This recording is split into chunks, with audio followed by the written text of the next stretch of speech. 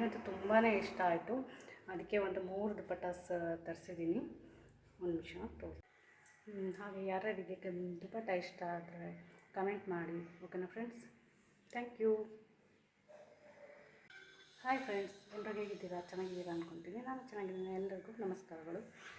ನಾನು ಇವತ್ತು ಒಂದು ಸ್ವಲ್ಪ ಕುರ್ತಾಸ್ದು ದುಪಟ್ಟಾಸ್ ಇದೆ ಶಾಪ್ಸಿಂದ ತೋರಿಸೋಣ ಅಂತ ಬಂದಿದ್ದೀನಿ. ಮತ್ತು ಎಲ್ಲರೂ ಹಾಯ್ ಹಲೋ ಫ್ರೆಂಡ್ಸ್, ಎಲ್ಲ ಹೇಗಿದ್ದೀರಾ? ನಾನು ಚೆನ್ನಾಗಿದ್ದೀನಿ.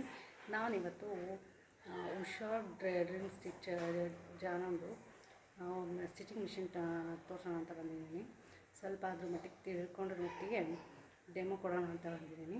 ಹಾಗೆ ಯಾರ್ಯಾರು ನನ್ನ ಚಾನಲ್ನ ಸಬ್ಸ್ಕ್ರೈಬ್ ಮಾಡಿಲ್ಲ ಸಪೋರ್ಟ್ ಮಾಡಿ, ಯಾರು ಸಬ್ಸ್ಕ್ರೈಬ್ ಮಾಡಿಲ್ಲ ಸಬ್ಸ್ಕ್ರೈಬ್ ಮಾಡ್ಕೊಳ್ಳಿ, ಲೈಕ್ ಮಾಡಿ, ಶೇರ್ ಮಾಡಿ. ಹಾಗೆ ಹೇಗಿದೆ ಇದು ಉಷಾ ಜಾನಮ್ ಮಿಷಿನ್ ಬಗ್ಗೆ ಕಮೆಂಟ್ ಮಾಡಿ, okay please. Thank you. Channel ಎಲ್ಲರೂ ಹೇಗಿದ್ದೀರಾ? ನಾನು ಚೆನ್ನಾಗಿದ್ದೀನಿ. ನಾನಿವತ್ತು ಏನು ಹೇಳೋಕ್ಕೆ ಬಂದಿದ್ದೀನಿ ಅಂದರೆ, ಈಗ ಒಂದು ವಿಡಿಯೋ ಮಾಡಬೇಕಾದ್ರೆ ಎಷ್ಟು ಟೇಕ್ಸ್ ತೊಗೊಂಡಿರ್ತೀವಿ, ಎಷ್ಟು ಕಷ್ಟಪಟ್ಟಿರ್ತೀವಿ ಅಂತ ಅದನ್ನು ವಿಡಿಯೋ ಎಡಿಟ್ ಮಾಡಿರೋರಿಗೆ ಗೊತ್ತು.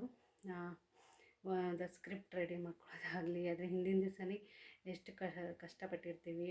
ಒಂದೊಂದು ಈಗ ನಾವೊಂದು ಅದರಲ್ಲೂ ಯೂಟ್ಯೂಬ್ ಚಾನಲನ್ನು ಒಂದು ಹೇಳಬೇಕು ಅಂದರೆ ಒಂದೊಂದು ಮಾತನ್ನು ಹುಷಾರಾಗಿ ಹೇಳಿ ಮಾತಾಡಬೇಕು.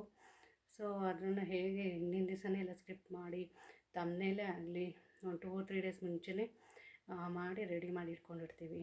ಈಗ ನೆಕ್ಸ್ಟ್ ನಾನು ಅದೇ ಇದ್ರ ಬಗ್ಗೆನೇ ಹೇಳಕ್ಕೆ ಬಂದಿರೋದು.